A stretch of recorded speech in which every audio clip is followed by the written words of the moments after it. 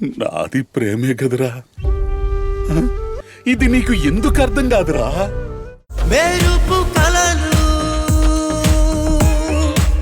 మెరుపు కలలు. ఏమని చెప్పను?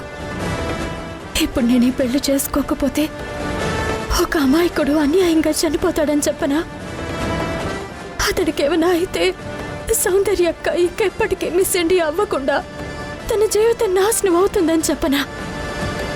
అలా జరిగితే ఇక అక్క ఎప్పటికీ పెళ్లి చేసుకోదు అని చెప్పనా? ఇలాంటి నిజం మీరు ఎలా తట్టుకుంటారు? నాకు చిన్న బాధ కలిగినా తట్టుకోలేని ఈయన ఈ విషయం తెలిసిన వెంటనే రాహుల్ని చంపేస్తాడు. వీటన్నింటికీ నేను కారణం కాకూడదంటే నేను రాహుల్ని పెళ్లి చేసుకోవడమే కరెక్ట్.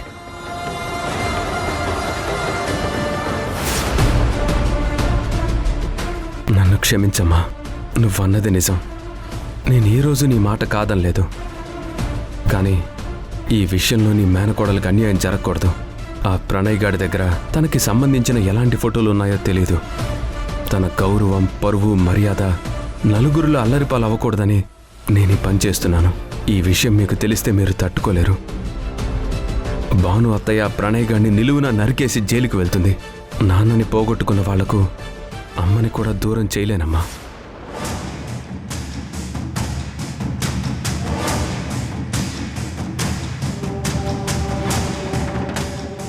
అడుగుతుంది కదా, చెప్పండి. మీరు ఈ పెళ్ళిళ్ళు ఇష్టం లేకుండా చేసుకుంటున్నారా? లేదు, మేము మనస్ఫూర్తిగా ఇష్టపడి ఈ పెళ్లి చేసుకుంటున్నాం.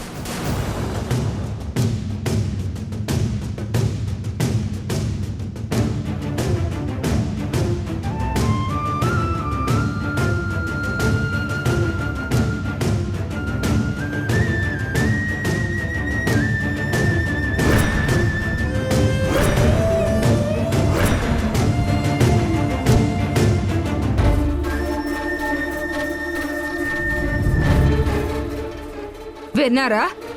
అందరూ విన్నారా? ఎప్పటికైనా అర్థమైందా?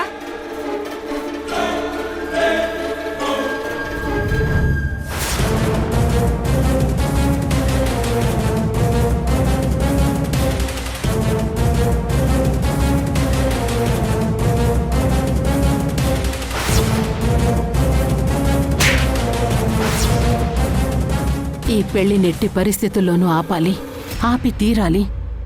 దానికేం చేయాలి? ఏం చేయాలి? మేవే అనవసరమైన అనుమానాలని పిల్లలు ఎంత చక్కగా మేము ఇష్టపడి పెళ్లి చేసుకుంటారో అని చెప్తుంటే మీరు ఇలా గొడవలు పడుతూ పిచ్చివాళ్లలాగా మాట్లాడుతున్నారు.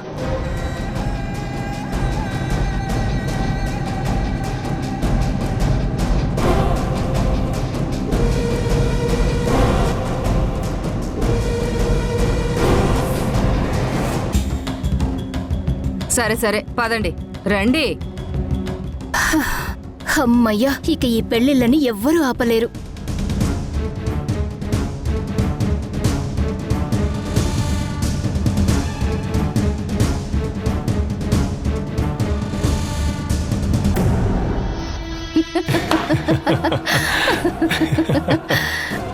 రాహుల్, మనం ఎదురు చూస్తున్న టైం వచ్చేసింది. ఇక ఈ పెళ్లిళ్ళని ఎవ్వరూ ఆపలేరు. మనం అనుకున్నది సాధించబోతున్నాం. మనం అనుకున్నది ఈ పెళ్లిళ్ళు చేసుకోవాలని కాదు నిత్య. ఈ పెళ్లిళ్ళ పేరుతో ఆ రెండు కుటుంబాల మీద పగ తీర్చుకోవాలని.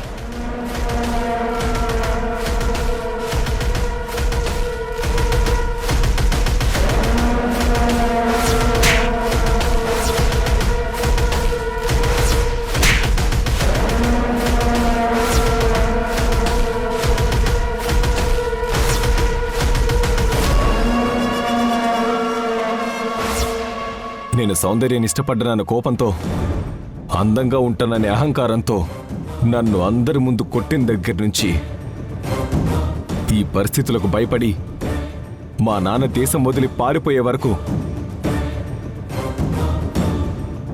వాళ్ల మీద పైచేయి సాధించలేకపోయాను. కానీ ఇప్పుడు వీళ్ళని పెళ్లి చేసుకుని బతుకుండగానే నరకం అంటే ఏంటో చూపిస్తాను నిత్య, చూపిస్తాను. ఒక్కసారి వాళ్ళ జుట్టు మన చేతిలోకొచ్చాక మనం ఎలా ఆడిస్తే అలా ఆడే తోలు బొమ్మలవుతారు.